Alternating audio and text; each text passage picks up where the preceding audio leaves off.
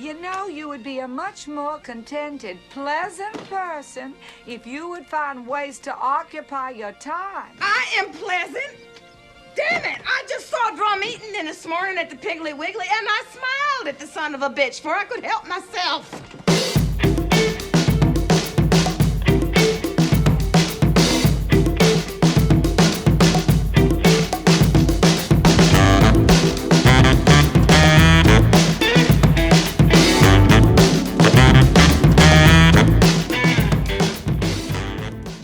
Anna Serene. Hey, Katrina Porter. I feel like I should have said that in a southern accent. Oh, can you just do it again? Oh, no. Hey, Anna Serene. Hey, y'all. Hey, y'all. This is Split Happens. And what we're going to do is take movies that we absolutely love because they are perfection. Yes. And one of us is going to easily defend the movie because it's perfect. Sure. And then one of us is going to bury it like it's a brittle diabetic. Shit. We're going to do Steel Magnolias. Oh, Steel Magnolias. I love it. Oh, my gosh. This was I wrote it down, 1989. I love it a lot, but I plan to absolutely destroy it. Okay. Good luck with that. You always hurt the ones you love. No, that's what liars say. Because this is not a visual medium, I feel like I should point out for anyone listening that you're sitting on a pillow. How dare you? I cannot your believe you're feet calling won't me out for my booster seat. You're in a little booster seat. Shame on And you. It looks adorable. I wish I would have knocked over your glass of box wine. Bless you. This is a fine vintage. What is it? Well, it's pink. It's blush. And mine is Bashful. Well, as it should be. Right. Well, let's get into it.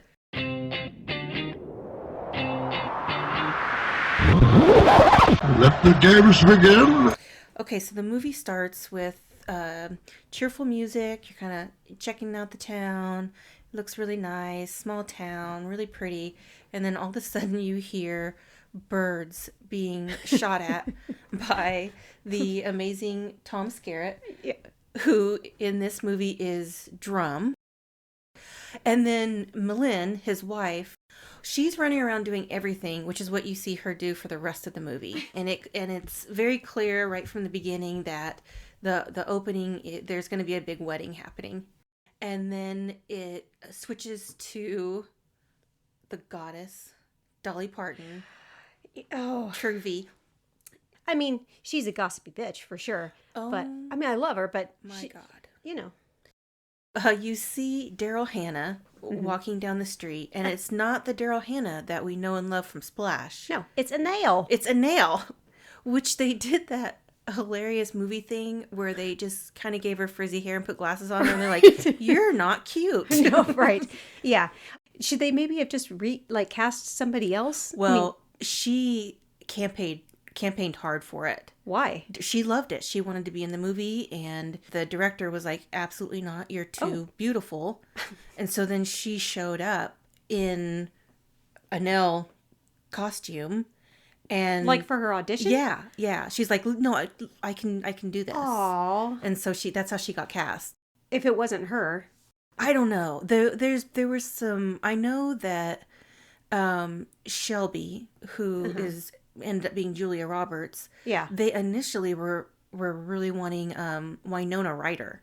Why? I know. Yeah. Why? Well, she was 16 at the time. Oh, God. So obviously, probably a woman came in with some sense and was like, no, you dipshit. You can't have a 16-year-old. Right. Can she do a Southern accent? I saw Dracula, so I know she's not great with accents.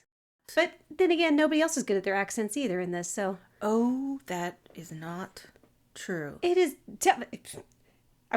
What accents are those? You know, it's supposed to be Louisiana. Yeah. This is, they don't have Louisiana accents. They have sometimes Southern accents. Just anywhere in the South. Because everywhere in the South sounds exactly the same, apparently. Mm-hmm. Well, you're wrong. So, but also they did, Meg Ryan was initially cast. As a Nell? No, as Shelby. But they only had like a verbal contract with her, and she ended up doing this little movie called When Harry Met Sally instead. That was her. Oh. Yeah. Well, they're both classics. They are, but I can't picture her in this movie, and I love Meg Ryan. Apparently, the director, and I didn't write his name down, Herbert Ross. I did write it down. He was a dick. Like he was terrible to them? Yeah. At one point, he said to Dolly Parton, I guess she kind of blew a scene, and he said, can you even act? And she just like immediately responded and said, no, but it's your job to make me look like I can. Which is so... You know what, though? He was awful to them, and it worked. Annelle, she's clearly applying for a job. Yeah, I love when she's when she's auditioning for the role as glamour technician for Dolly. Oh, this is when you meet Shelby, who is awful. She's having her wedding day. She is unlikable from the second she's on screen. Okay. She is stressed about her wedding. Mama! Okay, yeah. Mama! But, all right. That's not as dumb of a take as some of the other ones you've had already. Well, just you wait. I got lots of stupid shit to say. So they go, Malin and Shelby go to Truvy's. And it's one of my favorite parts because the other ladies start getting introduced.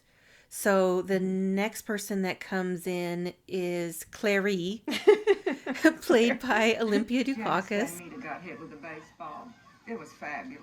Was she hurt? I doubt it. She got hit in the head. Janice Van Meet is the current mayor's wife. We're Haven. Olympia Dukakis, whose brother, Michael? Oh, is he significant? Well, he ran for president. Did Michael Dukakis do something special? I barely remember. He was running for president during the making of this movie. Are you serious? Yes. To be supportive of her, all of these local residents put Mike Dukakis signs in their yard. My God, that is supportive. Right. Holy God. Yeah. Because, I mean, Democrats barely put Michael Dukakis signs in their yard. Oh, we didn't. No, we didn't. He was not a great candidate. No, but his sister's wonderful. Wait, real quick, where did they film it? Is it filmed it's in Louisiana, but I can't... The name has like 12 syllables. Okay, that's... And you know I have a 2-syllable limit. Yes. Okay. No wonder these names are okay for you. It's all drum, clary... Yeah, these names are perfect to me. I love this. Yeah. It's just so silly. You know what? But it's like, it's the same way I feel about Bop. Okay.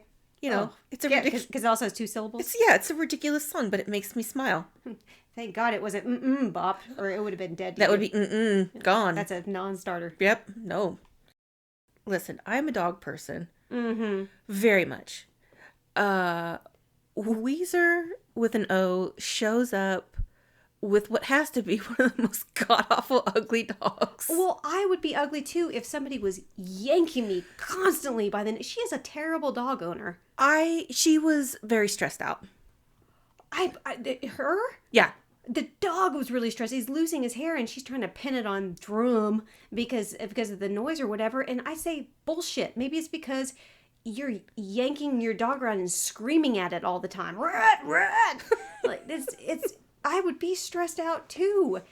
I love that the fucking queen. She shows up in overalls and a fur coat. I love it.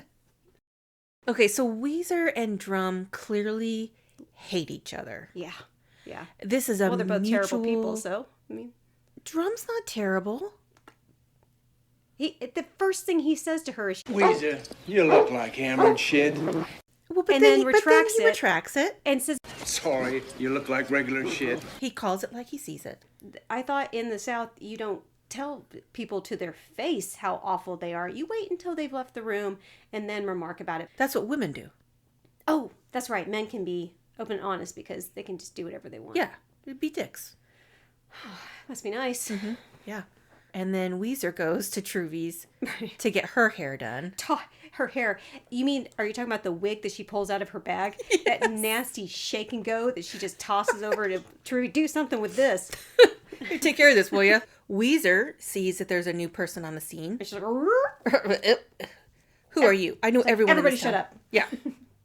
I'm going to get some shit figured out now because I'm Weezer. Yeah. Gosh, she's scary. She's terrifying. She's like, who are you? And the poor Annelle's like, I can't really say.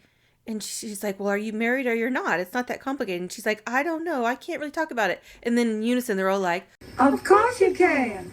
so there's a scene with Shelby is getting her hair done by Truvy. And she's gorgeous. She's, what is it? The higher the hair, the closer to God? yeah. I mean, that is definitely what they're going for. And then, when Truvy says to Annelle, I think you can take care of Malin. She just looks terrified. She looks terrified. Oh, another fun fact. Dolly and Daryl Hannah spent time with hairstylists so they could get some of the movements to make it seem somewhat authentic. This is a layup for you.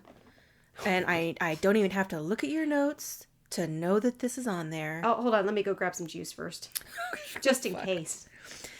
Okay, she doesn't have the most realistic insulin reaction. But it's a very strange scene. It's not great. It's not great, and that's why I was trying to avoid it, but I knew you were going to bring it up, so I thought I would just go in. Damn it. And then, and this might explain some of my feelings about Drum. I realized when he and his boys went and found the arrows that they then attached fireworks to, that the reason that I have a soft spot for Drum, he reminds me of Ty. He reminds you of your husband? Yes.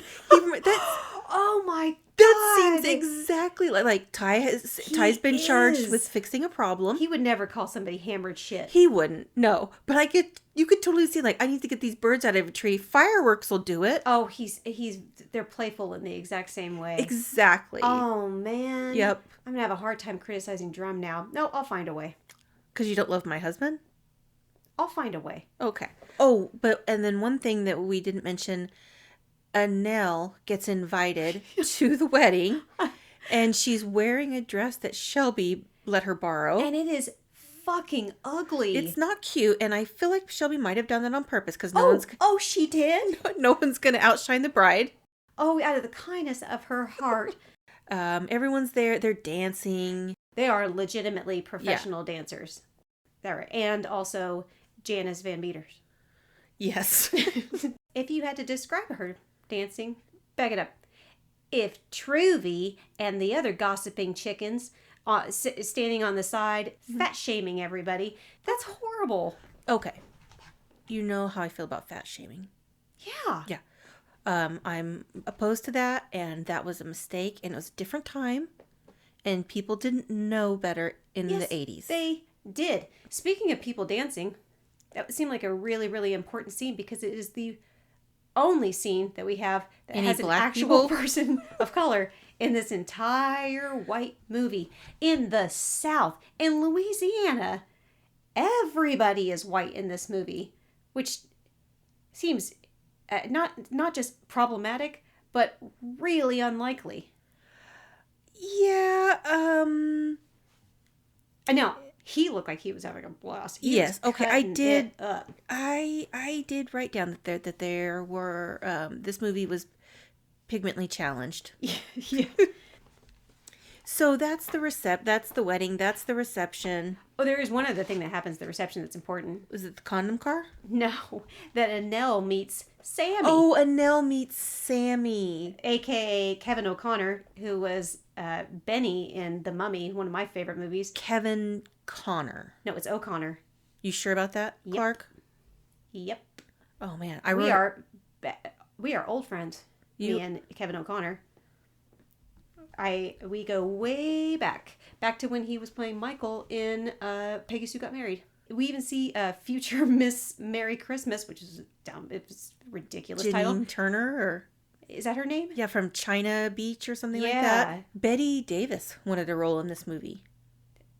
Betty Davis. Yep, and they're like, "Bet you too old." I imagine they said, but I wonder what role she was wanting. She loved the play, and she wanted to be in it. Yeah, fascinating. Now you know what? She would have been great. She would have been great. She could have easily played Weezer. Yeah. Betty Davis would have been great, too. She wanted a role. Elizabeth Taylor wanted a role. What? And so there's a moment, I can't remember who they're referring to, but somebody says that person suffered almost as much as somebody in Liz Taylor. That's right. They do. They say, she's talking about when she's gossiping about brand new person Annelle. She's talking about the woman that runs the boarding house. Oh, that's and how, right. What a tragic life she's had, almost as much as Elizabeth Taylor. Yeah. Interesting. The person who did the screenplay, who also wrote the play, he knew that Liz Taylor wanted to be in the movie, and he reached out to her about the after the movie came out, Yeah. like, I hope you weren't offended by that line. And she's like, I think I laughed harder than anyone else in the theater. I bet she did. Yeah, she was like, that's what, the more I read about this, the more it's like, these people are cool. Like, You mean the actresses? yeah, the actresses, they're just, like, Shirley MacLaine was told she could have any role she wanted except for Malin or Shelby. And she's like, I want Weezer because I want to practice what it's like to just say whatever the fuck I want for when I'm older. It skips to Christmas time. Yes. Shelby's come back to visit, but she shows up at what must be some annual Christmas festival. Right, a carnival, yeah. Yeah, where Truvy, who looks beautiful in every second of this movie, Yeah. because she's incapable of looking any other way. And Shirley MacLaine said it was Louisiana, it was crazy hot, they were sweating, and Dolly Parton always looked perfect. Oh my God. how did Always. she She can do everything. do you think it's Hair. possible that she's not a real person? She's just like, she's like an angel that, like it's not like only one person can see, everybody can see. I hope so. She's an Like- angel in my heart. She's like one of the angels in the outfield, just helping everybody, Yeah. assisting everybody, except everybody can actually see her. I love that theory. We also see Annelle She's made some changes. She's made some changes. She's got a little confidence. Yeah, she has. She's lost the mousy hair, the mousy wardrobe. Lost her glasses, so now she's beautiful again. Yeah, she lost her glasses. Nobody move. Did you notice that? And I hope that it was not what she was supposed to do, and it was just a knee-jerk reaction when Dolly Parton just rolls her eyes. I hope it wasn't planned. She's like, oh, fuck, not this again. Oh, here we go. In winter is when Clary bought the radio station. Yeah, she's the color announcer for like a local high school football team. Yeah. Or I hope it's not a high school football team. It is a high No, school I football actually think it's probably a junior high college. school football team. Those are like 16, 17-year-old boys that are walking around naked. Those were men. I mean, I didn't look closely. No, the actors definitely were, but they were portraying high school boys. I think the ones that Weezer was getting that sly bitch. She was trying to get her mirror. Yes. Truby's Christmas decorations. Oh my gosh. Her house looks exactly like you think it would. Yes. Mangers for days. Yeah, lots of majors. Not as much as when Annelle does the Christmas wreath and she makes a Christmas wreath out of baby Jesuses. Yeah. She bought all the baby Jesuses. It's perfect. It's perfect. No, you see Spud in that scene with Truby, and I didn't notice it until I went back and watched this as an adult. Uh-huh. That man is clinically depressed. Oh, okay, it's crazy that you said that. Again, I've seen this movie, and I'm not exaggerating, 100. Sure. And I'm a therapist. Right. You're like, this is what I do. This is what I'm allegedly good at. Yeah. I was like, something about this seems familiar. I wonder what kind of meds they would get him on. Not enough. He's not on enough. And poor Truvy, she tries so hard with him. Malin and Shelby are in the kitchen. Malin is cooking, of course, because the bitch can't slow down and just sit and have a glass of wine. She's making something with 8,000 eggs in it. Right. It's a lot of eggs. And Shelby just casually drops the fact that she's pregnant. Right. Malin is clearly not happy. She's not, no. And it's not that she hates babies, because no, it's that it wasn't that Shelby couldn't get pregnant. It's that she shouldn't get pregnant because her body most likely won't be able to handle it. This is another, I really dislike Shelby in this moment. Why? Well, I mean, it's the, I gotta have a baby. I want one of my own. Like, she talks about, like, not being able to adopt. I get that. Yeah. Because of, her condition. Right, her condition. But did they not have surrogates? You couldn't do a surrogate then? I don't know how much they use surrogates. Did it exist at all? Because if she's talking about how they looked at all of their options, bullshit. They did not. Because this is a viable option for her that would not have been interfered through, like, legal means, and would have kept her alive. Had she not had her adorable baby, she would have been at the Easter egg hunt at the end. Yeah, I mean, I don't know. I don't know that Shelby always thinks things through real clearly. And also, you'll find out later why that happens. I'll tell you later. But she's a nurse, and so she's around babies all day. Sure, I understand her need to have a baby. It's not good. You're a real buzzkill. Yeah, yeah. But Shelby is just kind of pleading with Malin to be supportive. Right. I need you to be supportive. Because clearly Shelby leans on Malin for everything in her life. And I noticed again... And resents it. Yeah. I noticed again, something for the first time. Malin has a picture of Shelby, like, on her wedding day. But it's not Shelby and Jackson. It's just a big picture of Shelby. Sitting by the side of her bed.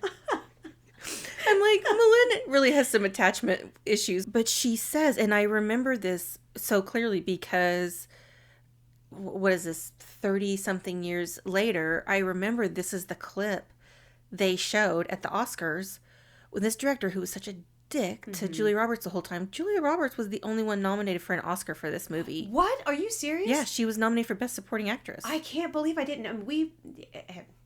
As you know, but people out there don't know, we never miss the Oscars. Right. She was nominated, and the clip they showed was the clip of her saying, I would rather have 30 minutes of wonderful than a lifetime of nothing special. The other thing that's so then Drum, Yeah. aka Ty, announces at this Christmas party that wait. Before that, it becomes obvious that Shelby has done a little bit of It's my favorite thing that Shelby does the entire movie. She tells Weezer, like, hey, I ran into this guy, I think he'd like to see you. And she's like, I'm not opening that can of worms. And then Shelby kind of whispers to Weezer that she went ahead and opened the can of worms for her. Hello, Louisa. Remember me? Oh, he's you look so cute. So cute. I love that character. Yeah. I love him. Then Drum announces to everyone at this party that Shelby's pregnant because... Yeah, I'm not gonna tell him you're pregnant. Yeah, he's excited, and Malin is just looking super pissed off. Yeah, Weeza, it just is so thrilled that it's a negative that she can say something mean about it. Like, just she lives to suck the air out of the room. A little bit of gossip. I mean, I know you don't like gossip, but do you want a little anyway? Oh, I'd never, but I'll listen. Prior to this movie, do you know who Julia Roberts was dating? Oh, Lord. This was the late 80s, so she was dating everyone. Okay, so she dated Kiefer Sutherland. Nope. She dated Dylan McDermott. Before this movie started, she was dating Liam Neeson. What? Yeah, he was 35, she was 19. Oh, they must have met on Satisfaction. Yeah, so that's what made me think she had already done Satisfaction. I mean, girl, I get it. I know. It's Liam Neeson. I know. During this movie, the chemistry between her and Dylan McDermott, it was like on fuego. So she and Liam broke up, and she started dating him. Because didn't she do that on Flatliners as well? She dated Kiefer Sutherland. But then she dumped him wasn't she with Jason Patrick for a little while too? I don't think so. Because she was with the country singer at one point, Lyle Lovett. That's right. She married him. Married him. Man, she was. You know what? We're not slut shaming on this. No, podcast. because men do this all the time. Yeah. Okay. So it's Jack Jr.'s birthday. And Shelby, Malin says she's going to go into town and get a haircut. Shelby says, I'll go with you. She's like, Mom, are you going to get a terrible haircut? Because I'd like a terrible haircut. I don't understand what happens with the haircut. That haircut alone should sink this movie. Absolutely not. It is. I don't even know what she was going for. At one point, when she gets the haircut, she starts crying about the haircut, and I'm like, "Girl, I know. I'm crying with you about your haircut." I don't think that was in the script. I think Julia Roberts saw her hair, and she's like, "I will never fucking act again." Yeah, I will never. She's like the Tiger King. Like, I will never financially recover from this. Right. I think that was very spontaneous crying. Like, great. Oh shit! I'm screwed. What have I done? Right. Liam, take me back. Liam. Look what I've done. Julia Roberts recovers from what she thinks is career suicide with her haircut and decides to get her nails done. And Truvy's just stoked because nobody ever wants a day of beauty. Right. And she starts doing Shelby's nails, and she kind of gasps, and she's like, Shelby, yeah, what have you been doing to yourself? You know who else gasped? Me. Because whoever did the makeup on her track-ridden, nasty-ass vein arms, good Lord. Okay, yeah. I mean, there was one part of me that was like, damn, she's got good veins. Because I don't. And so, like, when I get blood drawn, the nurses are like, are you fucking kidding me with this? Yeah, like, what am I going to do with this? What am I supposed to do with this? Do you even have veins? They just go between your toes or something. Right. But no, her arms look grody. What did she say? It looks like you've been driving nails up your arms. And then Malin has like one of her best lines. Well, I guess we can't keep it a secret any longer. Shelby has been driving nails up her arm. Oh my gosh, I cannot believe this is completely out of order, but we're talking about being in the hair salon. You got to talk about a cuppa. Oh my god! I can't believe we forgot that. How did I forget that? Yeah. A cuppa. Yeah. Jesus. Mm-hmm. Yeah, they're exchanging. As a chef, yeah, she's exchanging explain recipes. what this is. Katrina, Miss Porter, if you're nasty. I traffic in sugar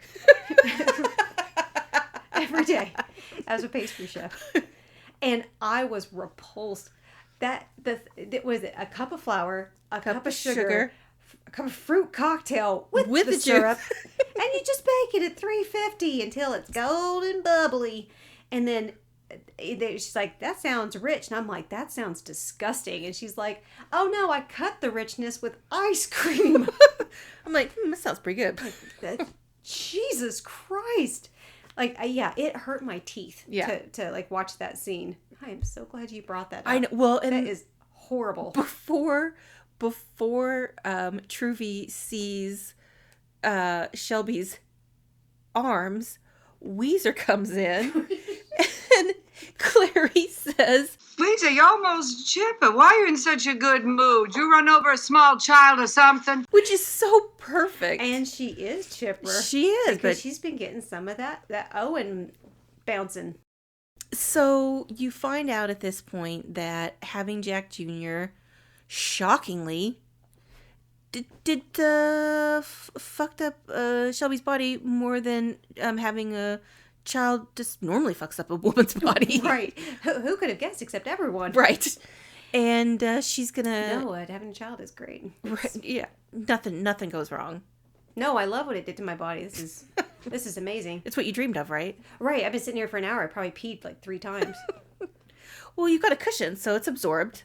The next day, and these are Malin's like good friends. Yeah.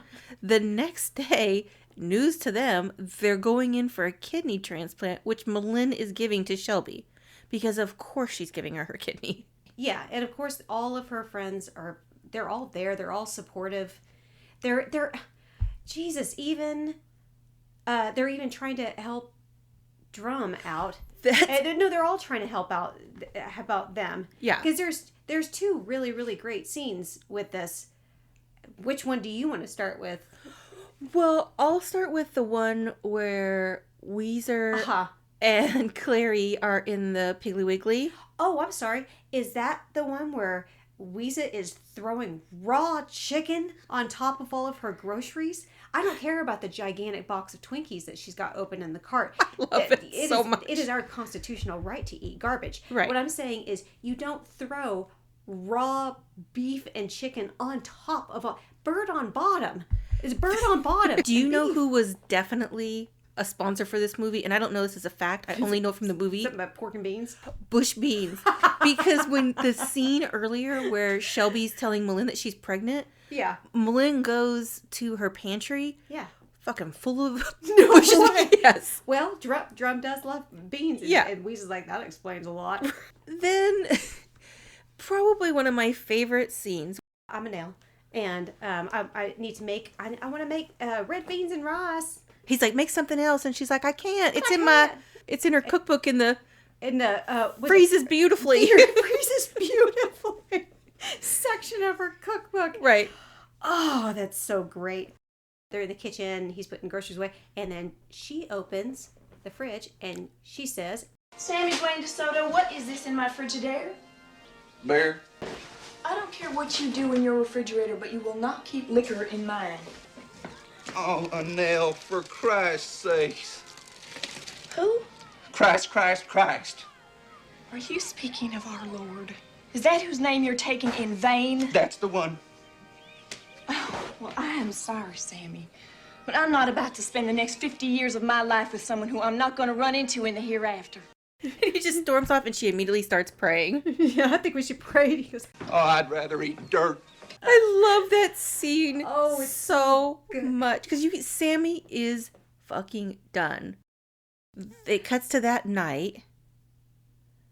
yeah. Where the night before the surgery, Yeah. and it's Drum and Shelby and Jackson and Malin and her two brothers. Yeah. And they're trying to make light of the whole situation. They keep telling transplant jokes.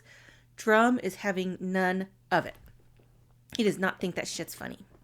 No, he does not. So apparently they're having surgery on Sunday because Truvy gets a Nell to go to her church. She's like, I don't care where you worship as long as you show up. or something like that. And Annelle looks dubious. She's like, I'm not sure about your crazy church, but she goes anyway.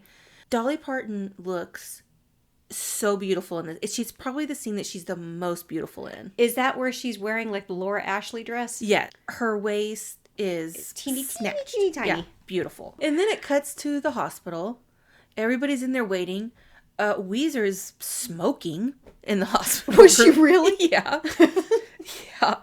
And then the surgeon comes out and it's like, surgery was a success. It goes to Annelle's bridal shower, which is basically like a lingerie party. I mean, I was horrified by that lingerie too. So Annelle opens this up, and it's definitely the car. Oh yeah, it's definitely a provocative. It's Well, I can tell you what it is because when somebody else is writing down all of the gifts or whatever, Weezer just goes, "Put down split crotch." right. But when they're trying to figure out who it's from, and then Clary grabs the card, and she's like, "Weezer, what? I'd recognize his penmanship anywhere. You have the handwriting of a serial killer." You have the handwriting of a serial killer. Now all I can think of is that Weezer's handwriting must be in like block letters. Right. I think it's probably the last time they're in the salon. Clary is in the bathroom when I later notice she's peeing because she gets up and flushes the toilet. Oh, she does? Does she wash her hands? I don't think so. Okay, well, there we go. All right. This was pre-COVID when we didn't realize we had to wash our hands. Yes, you did. That's why there's a sink in the bathroom. Everybody knows you should wash your hands. God, did they have to put up a sign? Yeah, there's literally that sign in almost every bathroom. Well, it should have been in her bathroom. Y'all, wash your hands. Wash your hands. Cleanliness next to godliness. Yeah, it would have been something stupid like, clean hands is worth Clean heart. You can't have a clean heart without clean hands. So it's Halloween. Mm-hmm. You see Shelby at work. Mm-hmm. and she's clearly not doing well. Yeah, she looks exhausted. Yeah, she looks exhausted. She's kind of winces several times. She goes home to get Jack Jr. in his little cute clown outfit. And then she can't really stand up. So she's kind of crawling into the house to call Jackson, which she's clearly not able to do. Yeah. He gets home and Jack Jr. is crying, hysterically crying, and Shelby's unconscious. I gotta be honest. Even with a cold, dead heart like mine. Yeah. And it is frigid. Yeah. I can't watch that scene. I really can't. Really? I fast forward it every single time. It is impossible for me to watch. All I think about is the I have no idea how long that baby was how long Jack was sitting there. And it just, yeah, it tears me apart. I honestly, yeah. Do you fast forward all of the rest of it? No. I start crying from the moment that Jackson comes home and sees Jack Jr. crying, and I don't finish until several hours after the movie's over.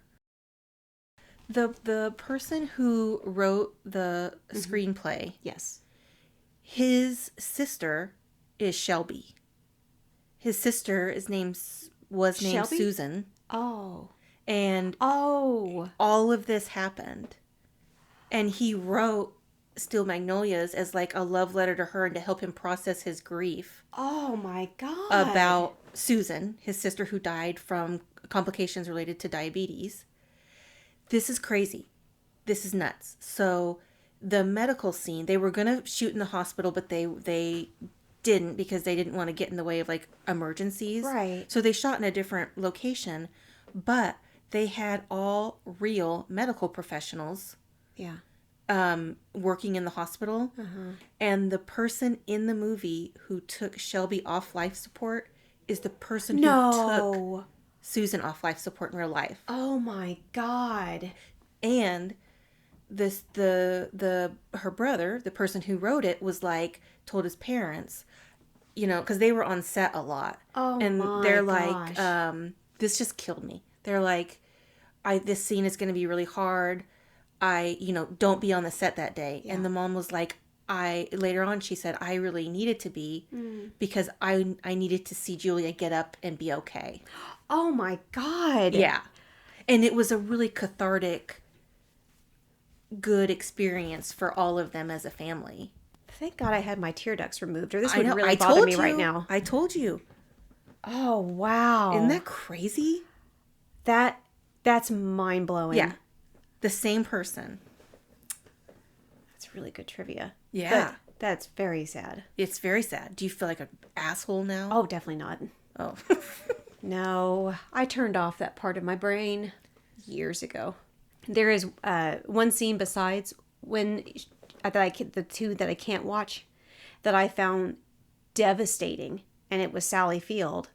And it's right after they pulled the life support. And she kind of solemnly tells Jackson that he's going to have to go get her pink suit. Yeah.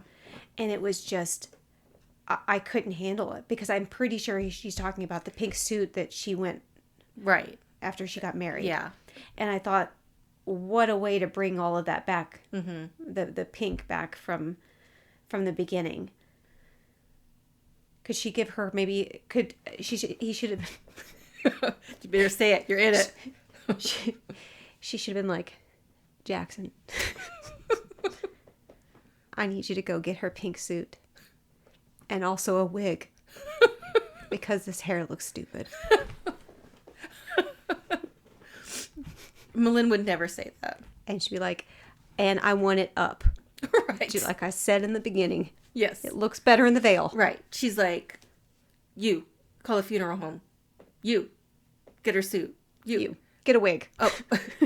Okay, and also, where's the kid? So, can somebody go get Jack Jr.? Oh. That's a really sad scene. Because every scene is sad from Halloween on.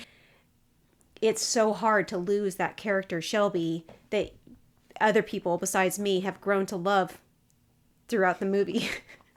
And good people. Yeah, sappy people that have can't get in control of their emotions. You think that nothing good is going to happen in the rest of this movie because Shelby died. Right. But one of the big things is Spud has gotten on Prozac, and he's getting ready because he's finally going to be, and I'm not shitting on him, like he's finally probably feeling better. He's working. He's, feeling better. So he's going to go to the funeral with... He's more present. Yeah, he's more present. And then he just really sweetly articulates that he would be lost without Truby. That almost got to me too. So they get to the funeral. You see people walking towards their cars. And then it just pans over to Malin standing by the casket by herself. Oh. Drum looks back at her. He's just nopes himself out of there and leaves her standing. He's like, surely some woman's going to go over there and help her out. So then the women, her clan, gather around, and Annelle just tries really hard to be like, we don't understand this. I just like to think she's in a better place, which is the dumbest thing you can tell someone. Yeah, I wish that there was a really great canned response that people have besides, you should be happy for them, or they're in peace, or they're finally out of the, it's like, it's there not is helpful. a good canned response. The canned response is, there is nothing that anyone is going to say that is going to make this feel better right now. Right. We're here for you. Yeah. What do you need? We love you. I mean, you don't try to make the situation better. Yeah. And that's what Annelle's trying to do. Yeah. She just sucks at it. Truvy is just like, your hair held up beautifully. Because of course Truvy's going to focus on her hair. And that's what she's like, my hair looks like a football. Well, but helmet. Before that, she says the two words that strike fear in Ty's heart. I'm fine. If a woman says, I'm fine, it's like in movies where, they're in a submarine and then somebody presses a big fat red button. It's just like, wah, wah, wah. No, to this day, if Ty texts me something, like, can we do, and I'll say, yeah, sounds fine. He's like, what does that mean? If you say, I'm fine, and then add a period at the end. Oh, that's always a period. Like, you won't be, you'd be like, I hope you don't have anything to say right now because I'm not going to be talking to you for 3 days. Exactly. They hand Melina a mirror, and she, just exactly what you said, that she noticed. She's like, oh, Shelby is right. My hair does look like a brown football helmet. And that's when she just loses it. And it is a heartbreak. It's a piece of why this movie is so perfect, because it is the saddest and funniest part of the movie. It is. But you have something to say about this? I do. Are you sure you don't want to sit this part out? No. Because I agree with you that it is the saddest and funniest part. But watching her do her like, no. And she does, and she's screaming, I want to know why. I want to know why. Yeah. Why? Mm-hmm. And how she said it. And I immediately went to, oh, she's Celeste Talbot from Soap Dish. It's like the... Oh my God. It's like the exact same inflection that she used. The show told everyone I had TB and sent my character to a sanitarium in Tierra del Fuego. I blamed you for messing up my whole life, so I had you written off the show so you'd disappear. And I ruined 3 lives. 3 lives! You know what I'm picturing right now? As I'm looking at your face. Yeah. At your whore mouth. Yeah. That skit on SNL where it's Mike Myers. Oh, uh-huh. And Nicole Kidman. Oh, yeah. And he's like, You're the devil! You're the devil. I want to know why! Okay. So this movie, okay, thank you for making my point. Yeah. By trying to make a point.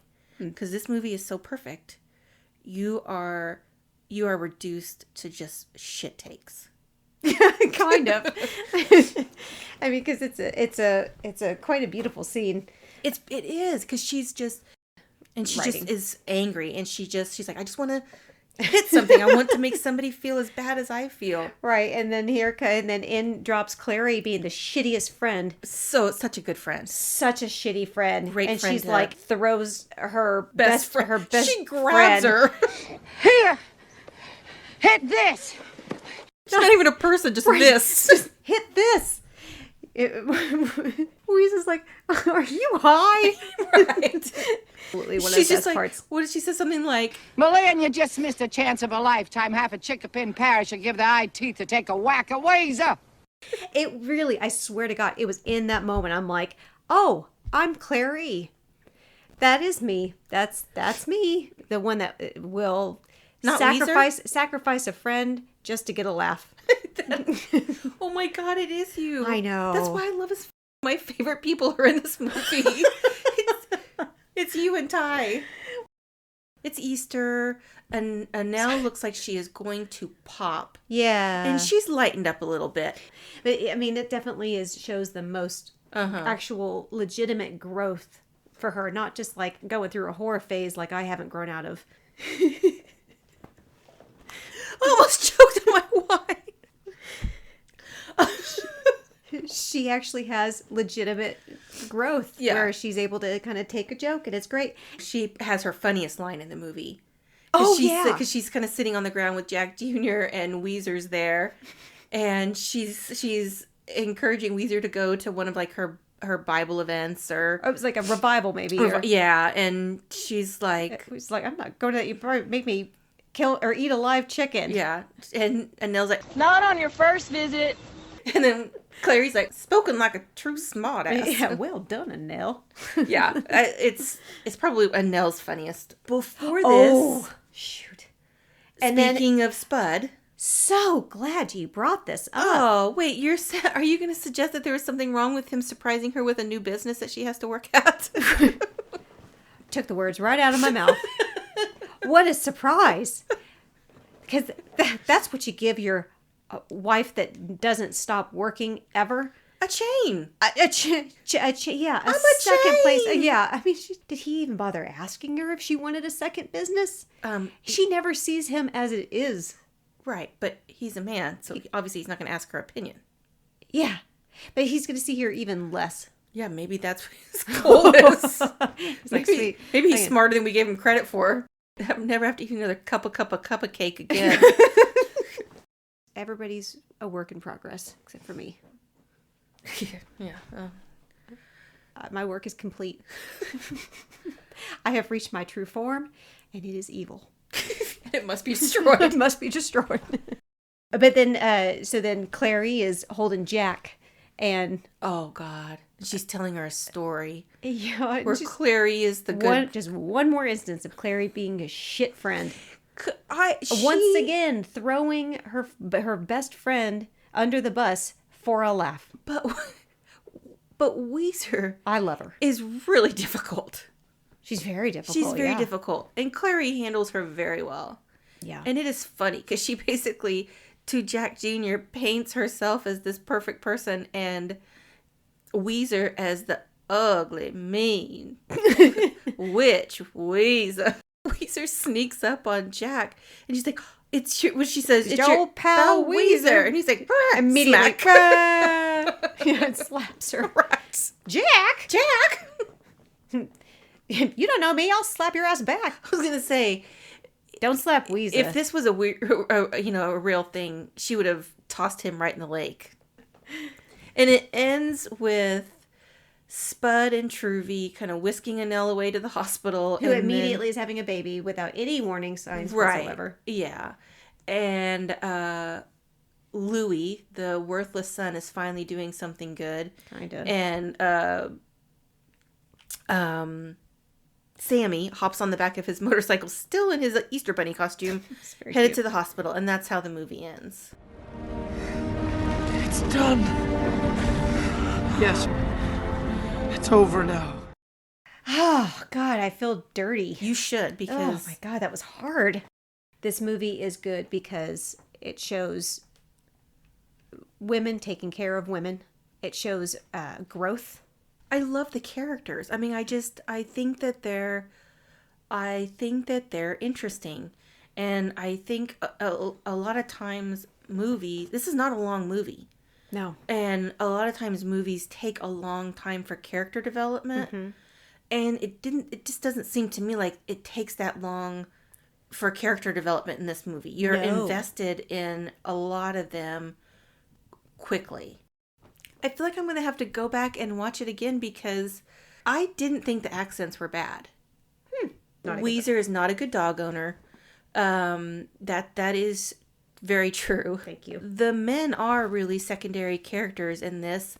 Is true, but I actually don't mind that because women are often secondary characters. It's a wonderful movie. Yeah, it's just easy to. It's weird because it's easy to watch until it isn't.